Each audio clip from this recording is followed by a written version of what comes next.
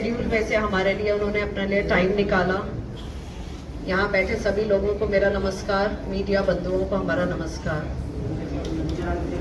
चूंकि चुनाव और यहाँ के जो प्रत्याशी हैं चौधरी विजय प्रताप जी, वहाँ का सारा ब्यौरा लेने, यहाँ की स्थिति देखने, जमीनी स्तर के यहाँ पे जो समस्याएं हैं हमारे क्षेत्र की, उनको जानने, देखने और उनके बारे में ही बात करने आज मैम खुद हमारे बीच आई हैं।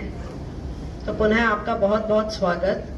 और उनसे ही अब हम बात करेंगे, चर्चा करेंगे और मार्गदर्शन लेंगे कि आगे की क्या समीकरण हम बनाएं और क्या आगे हमें करना चाहिए और किन चीज़ों के लिए हमें उनकी सहायता लेंगे आगे। बहुत बहुत धन्यवाद, बहुत बहुत शुक्रिया मैम आपके आने का। मंच पर बैठी हुई रेणुका जी, मंच पर बैठी हुई रेणुका जी,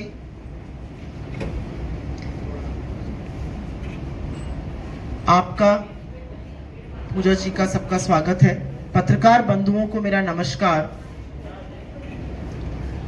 पारुल जी ने जब मुझे फोन किया कि फरीदाबाद आकर प्रेस कॉन्फ्रेंस करनी है, तो जब हम हर जगह प्रेस कॉन्फ्रेंस करने जाते हैं तो कहीं ना कहीं एक दिमाग में तस्वीर होती है उस जगह की, और फरीदाबाद की जो तस्वीर हमेशा उभरती थी वो ये है कि इंडस्ट्रियल टाउन है, सबसे बड़ा इंडस्ट्रियल टाउन है इस एरिया का, कांग्रेस ने बसाया। उस इंडस्ट्रियल टाउन से बड़े बड़े कारोबार चलते हैं। और फिर कुछ जमीनी हकीकत सामने आती है और बड़े दुख के साथ कहना पड़ता है कि पिछले 10 सालों में फरीदाबाद की जो पिक्चर सामने आती है उसमें एक अंडरपास दिखाई देता है जो पानी से भर जाता है और उसमें बैठे हुए 2 लोगों की मृत्यु हो जाती है। HDFC के जो एम्प्लॉय जिनके छोटे छोटे बच्चे थे उनकी जिस तरह से मृत्यु हुई, फरीदाबाद के नाम पर आज वो याद आता है। फरीदाबाद के नाम पर आर्यन मिश्रा याद आते हैं। वो आर्यन मिश्रा जो 17 साल का एक लड़का था, राष्ट्र की राजधानी से 20 किलोमीटर दूर दिन दहाड़े उसकी गोली मारकर हत्या हो जाती क्योंकि शक था कि वो किसी और समुदाय का है। तो फरीदाबाद में जब हम आए, मुझे याद है आज से 10-12 साल पहले आते थे, बड़ी बड़ी इंडस्ट्रीज की बात करते थे। आज कूड़े का ढेर है, बहुत सारे आवारा जानवर मुझे दिखे आते हुए, सड़कें टूटी हुई हैं, शाम को लाइट का उचित प्रबंधन नहीं है। तो इन सब चीजों का इलाज क्या है? इन सब चीजों का, ये समस्याएं हैं, समस्याओं का समाधान क्या है? समस्याओं का समाधान सिर्फ समस्याओं का बात करना तो नहीं होता है। समस्याओं का समाधान करने के लिए ही हर 5 साल पर इस देश में चुनाव होते हैं, जहां पर लोग अपना वोट देते हैं, अपने मनमर्जी की सरकार को चुनते हैं, जिस पर उनको विश्वास होता है उनको सत्ता की चाबी देते हैं और जिस पर विश्वास नहीं होता है उनको परे बिठा देते हैं। और कुछ ऐसा ही लोकसभा 2024 में भी हुआ।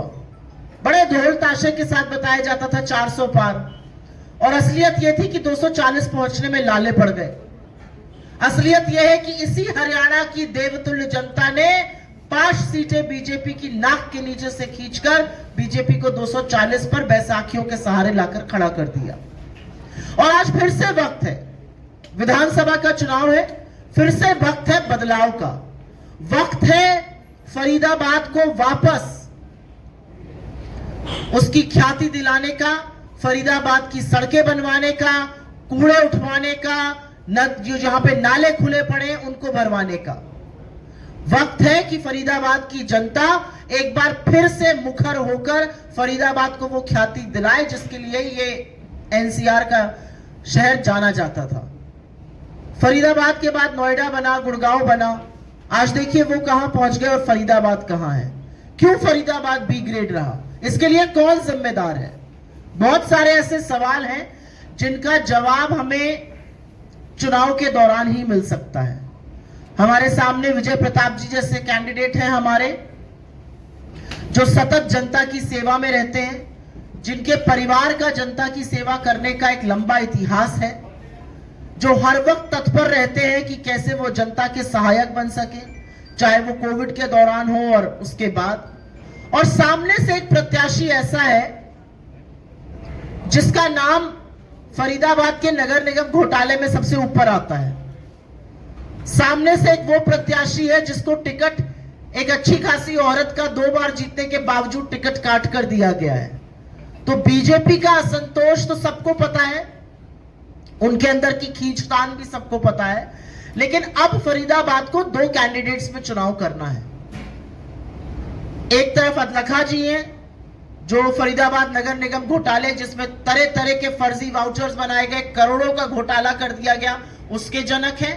और दूसरी तरफ विजय प्रताप जी हैं जो आपसे एक मौका मांग रहे हैं आपकी सेवा का, और इसका निर्णय अब फरीदाबाद को करना है, फरीदाबाद की जनता को करना है।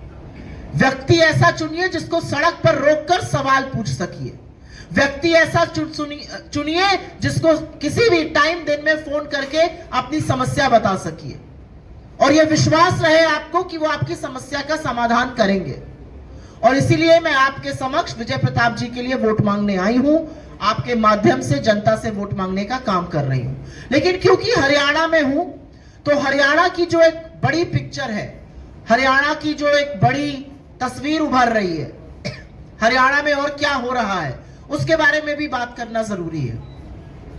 अब हरियाणा में कोई ये नहीं पूछ रहा है कि कांग्रेस जीत रही है या बीजेपी जीत रही है। अब हरियाणा में पूछा जा रहा है 65 आ रहे हैं कांग्रेस के या 70+ आ रहे हैं कांग्रेस के, ये आप लोग भी जानते हैं।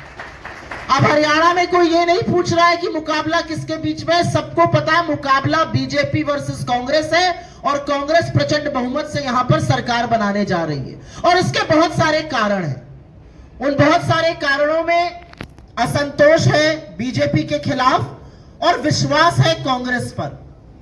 मैं थोड़ा सा पिछले 10 साल के बारे में बात करना चाहती हूं, क्योंकि पिछले 10 साल में हरियाणा ने सिर्फ और सिर्फ जंगल राज देखा है। पिछले 10 साल में हरियाणा ने गुरुग्राम से न्यू और फरीदाबाद तक को जलते हुए देखा है, फरीदाबाद में दिन दहाड़े हत्या होती हुई देखी। पिछले 10 साल में हरियाणा के युवा को इस कगार पर खड़े होते हुए देखा है कि वो आज मजबूर है इजराइल के युद्ध क्षेत्र जाने के लिए। वो मजबूर है कि जब 5000 सफाई कर्मचारियों की नौकरी निकलती है तो 46,000 पोस्ट ग्रेजुएट और ग्रेजुएट उसमें अप्लाई कर रहे हैं। वो मजबूर है डंकी मारने के लिए। यह हरियाणा की असलियत है। आज हरियाणा की यह असलियत है कि चाहे वो युवा हो, किसान हो, जवान हो या पहलवान हो, हर कोई परेशान है। मैंने युवाओं की त्रासदी आपको बता दी। सवाल पूछना बनता है कि नहीं बनता? युवा बेचारा बेरोजगार खड़ा है, 2 लाख सरकारी पद क्यों खाली है? शिक्षा में, स्वास्थ्य में पद क्यों खाली है? क्यों युवा दर दर की ठोकर खा रहा है? किसान की बात कर लेते हैं, और किसान की जब मैं बात करती हूं तो मेरे जहन में ये 2 तस्वीरें बहुत उभर कर आती हैं। एक किसान अपने हक की बात कर रहा था और उसको उसी के बेटों से लाठियां पिटवाने का काम नरेंद्र मोदी और यहां की खट्टर सरकार ने किया था, बीजेपी की सरकार ने। मेरे जहन में यह तस्वीर आती है जब किसान देश की राजधानी दिल्ली आना चाहता था तो उसके रास्ते खुदवा दिए गए थे, कीलें गड़वा दी गई थी, सीमेंट की चट्टानें लगवा दी गई थी। क्यों? दिल्ली किसी की बपौती है? इस देश का किसान दिल्ली नहीं आ सकता है। यही हरियाणा, यही पंजाब, यही देश के किसान, जब 750 किसानों की शहादत हो गई तो बीजेपी वालों ने पलट के कहा, नरेंद्र मोदी ने पलट के कहा, मेरे लिए थोड़ी मरे। इन्हीं किसानों पर एनआईए के मुकदमे हुए, इन्हीं किसानों को गुंडा, मवाली, आतंकी, नक्सलवादी न जाने क्या क्या कहा गया, इन्हीं किसानों पर लाठियां बरसाई गई, आंसू गैस के बम गोले छोड़े गए। तो आज किसान अपना हिसाब मांग रहा है और हिसाब आपको देना पड़ेगा। हरियाणा देश का मान बढ़ाता है, सबसे ज्यादा मेडल हरियाणा से आते हैं। जब बच्चे हमारे मेडल लेकर आते हैं तो उनके साथ हाथ मिलाने का काम नरेंद्र मोदी करते हैं, लेकिन जब हरियाणा की बेटियां यौन शोषण का आरोप लगाती हैं और सड़कों पर बैठ के प्रदर्शन करती हैं तो नरेंद्र मोदी की सरकार, हरियाणा की सरकार आरोपी के साथ खड़ी रहती है। हमारी बेटियों को सड़कों पर रौंदा जाता है, बूटों तले दबाया जाता है। हरियाणा ये नहीं भूला है, हरियाणा ये नहीं भूला है कि हरियाणा के जवान इस देश की रक्षा के लिए, इस देश की सुरक्षा के लिए अपनी जान हथेली पर लेकर तपते हुए रेगिस्तान से लेकर हाड़ कांपती हुई सियाचिन की ठंड में खड़े होकर सरहद की रक्षा करते हैं। हरियाणा आर्मी में भर भर के देश का गौरव बढ़ाता है, देश को सुरक्षित रखता है। आर्मी में भर्ती होना चाहते हैं तो ये सरकार कहती है ठीक।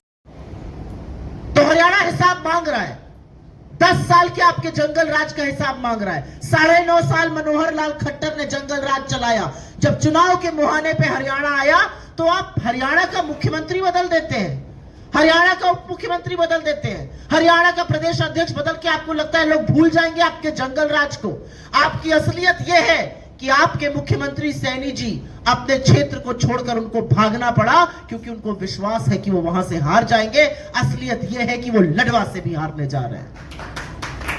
असलियत यह है कि 63 लोगों ने बीजेपी में इस्तीफे दिए हैं। और असलियत यह है कि यहां के पिछड़े प्रकोष्ठ के अध्यक्ष और किसान प्रकोष्ठ के बीजेपी के अध्यक्ष ने इस्तीफा दिया है। असलियत यह है कि अमित शाह हाथ उठाकर सैनी जी का कहते हैं ये हमारे सीएम कैंडिडेट हैं।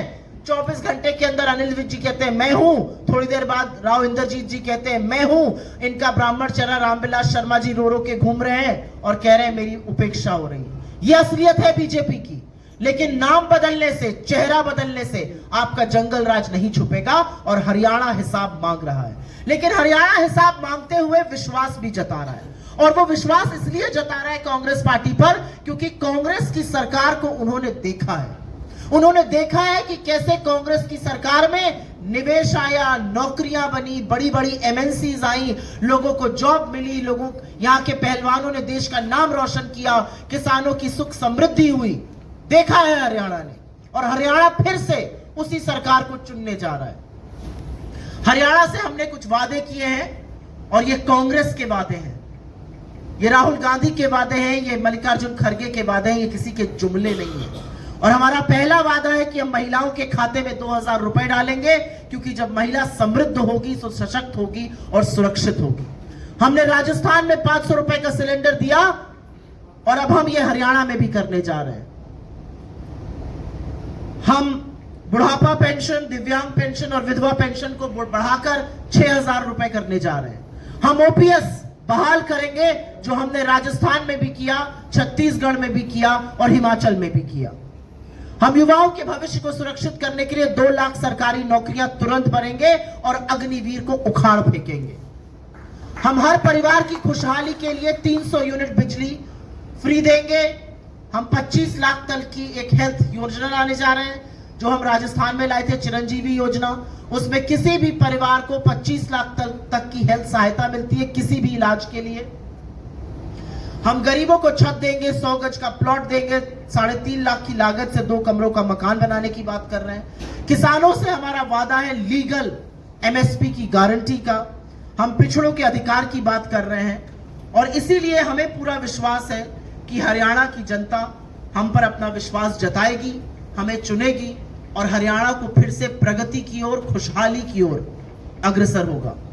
मैंने 2-4 भाषण सुने यहां पर, चाहे वो नरेंद्र मोदी जी की बेहद अभद्र भाषा हो, चाहे वो अमित शाह यहां पे आकर और बाकी जगह जाकर 500 के सिलेंडर का वादा कर रहे हो। मैं तो उनसे पूछना चाहती हूँ, यूपी से आती हूँ, वादा किया था होली दिवाली पर सिलेंडर मुफ्त देंगे, 3 साल हो गए, अभी तक एक भी सिलेंडर मुफ्त नहीं मिला। कब आएगा वो सिलेंडर? तो बहुत सारी ऐसी बातें हैं जिस पर चर्चा होनी चाहिए, लेकिन क्योंकि फरीदाबाद में हूं तो पुनः फरीदाबाद की बात करूंगी, अपने प्रत्याशी की बात करूंगी, विजय प्रताप जी की। और आपसे आशा करती हूं कि आपके माध्यम से ये आवाज जनता तक पहुंचेगी और जनता जरूर ऐसे व्यक्ति को अपना नुमाइंदा चुनेगी यहां से जो उनके प्रतिनिधित्व की, उनकी बात करता है। मैं ये भी बताना चाहती हूं कि उनका एक लंबा इतिहास रहा है जनसेवा का। उनके पिताजी महेंद्र प्रताप जी यहां से आप सबके नेता रहे हैं, मंत्री रहे हैं, लगातार लोगों का काम उन्होंने किया है और आगे भी करते रहेंगे।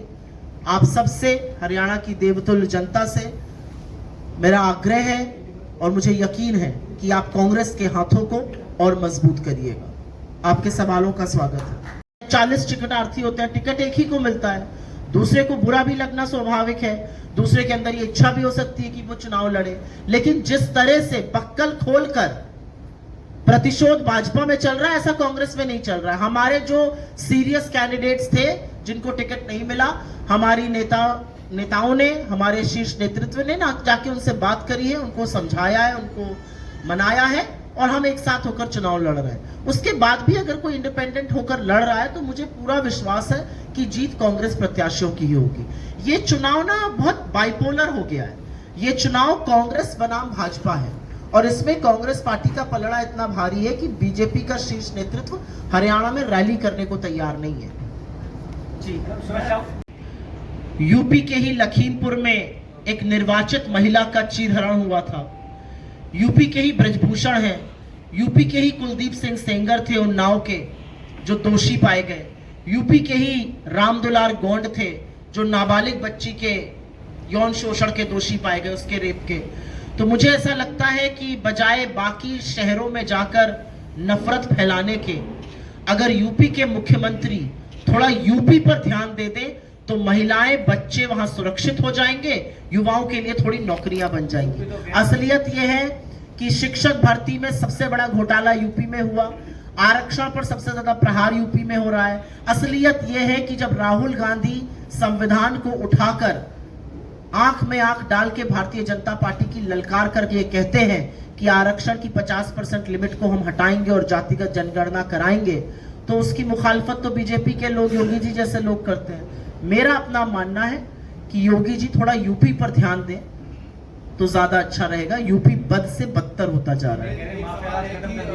उत्तर प्रदेश में जब चुनाव हुए थे विधानसभा के तो एक नारा था कांग्रेस का कि लड़की हूँ लड़ सकती हूँ।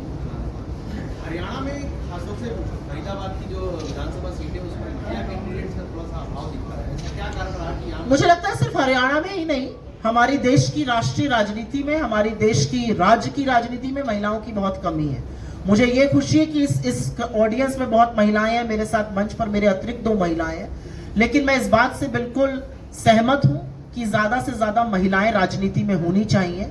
और इसी आशय से पहली बार 1988 में हमने महिला रिजर्वेशन बिल पास करवाने की कोशिश करी थी और उसकी मुखालफत तब, उसके खिलाफ वोट तब एल के आडवाणी और अटल बिहारी वाजपेयी जैसे लोगों ने दिया था।